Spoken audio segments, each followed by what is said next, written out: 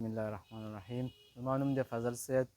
موږ درسې ډېر کلونه داسې د پلو کاروبار کوو او مختلف ځایونو کې هم کاروبار کړی، په صوابۍ کې هم کړی، شوی کې هم کړی، شارګولۍ کې هم کړی، داسې رستم ته رالو او زموږ دا یو فن دی، یو خپل روزګار دی او دې پلو کې مختلف پلي دي، ډېر لږ ځایونه راځي.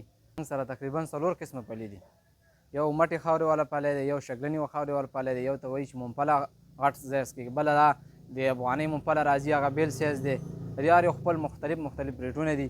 دا چې دلته موږ ته راشي، دلته ولګېږي نو موږ ته د غټ مشین لګېدلی، دې نه د دې کې پاخه شي، بیا دې نه کړي ته راوغورځېږي، هغې نه بیا دې خوا بل مشین دی، هغې باندې پکې کېږي او هغې نه بیا ځینې یو طرف ته شي، ځینې ګریډ شي، ځینې کمزوری کوالټي شي. هر یو خپل ریټونه یې خپل. خیبر پښتونخوا مختلف ضلعې دي. صوابۍ ته سپلای کېږي، شوی ته سپلای کېږي، پېښور ته سپلای کېږي، خاص ځایونو ته سپلای کېږي. ډېره خپل مختلف کوالټي ده. ښه کوالټي لرې ځایونو ته ځي، ښه خلک یې ښه خوښوي.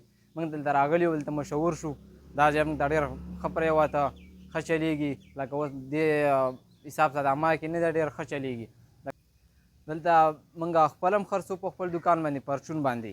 بهر نه موږ ته ډیمانډ راځي، آرډر کېږي 10 منه، 15 منه، 2 منه، 3 منه، هغې ته هم ورکولی شو. او بل داسې لرې ځای نه خپل دغه وشي که نه، هغه ته هم ورځي، کچم خرڅوو، پاخه هم خرڅوو، لکه هر یو روزګار کوو.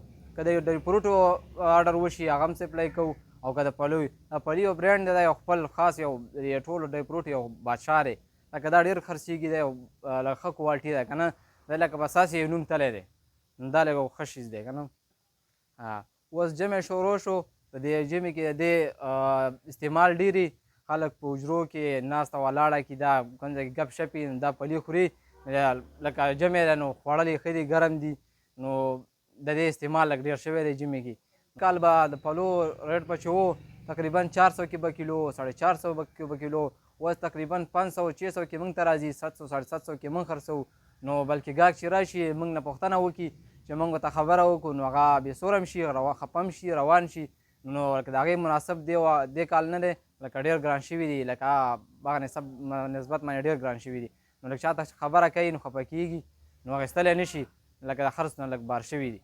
دې کال چې دا ګران شوي دي، نو دا په دومره اثر غورځېدلی، لکه بلکې تېر کال به چې خرڅېدلو لکه 100 بورۍ به خرڅېدې، نو اوس چې خرڅېږي 50 بورۍ، 70 بورۍ، لکه په هغې په نسبت سره. لکه مثال مې درکړه که نه، په دغه شان لکه اوس که موږ 200 راوړو، نو لکه هغه شی نه خرڅېږي لکه تېر کال چې څنګه خرڅېده، نو لکه دغه اثر پرې غورځېدلی دی. رانۍ غټه وجه دا ده چې پلو فصل ډېر شوی دی، بې انتهایي شوی دی، خو لکه پلی نه دی کړی. فصل ډېر و، کروندۍ ډېره وه، خو لکه پلی نه دی شوی، فصل یې کم کړی، لکه پلي ملي کم کړي دي، هغه شی نه دي کړي. لکه تېر کال چې څنګه شوي وو، ارزان وو، نو سږ کال فصل هغه شان نه دی شوی، کمزوری دی. حکومت نه موږ دا غوښتنه کوو لکه چې که پلو ګاډی لرې نه راځي، نو ټکس پرې ډېر، نو هسې دې ته راورسي څه پلی نه وي شوی او څه پرې ټکس شي، نو پلی ډېر ګران شي، نو عوامو ته بیا ډېر ګران پرېوځي، نو هغه پرې اشنډه نه کوي، مجبوره. نو زما دغه ریکوست دی چې دا ټکس دې پرې کم کړی شي، نو د عوامو ته به لږ ریلیف میلاو شي.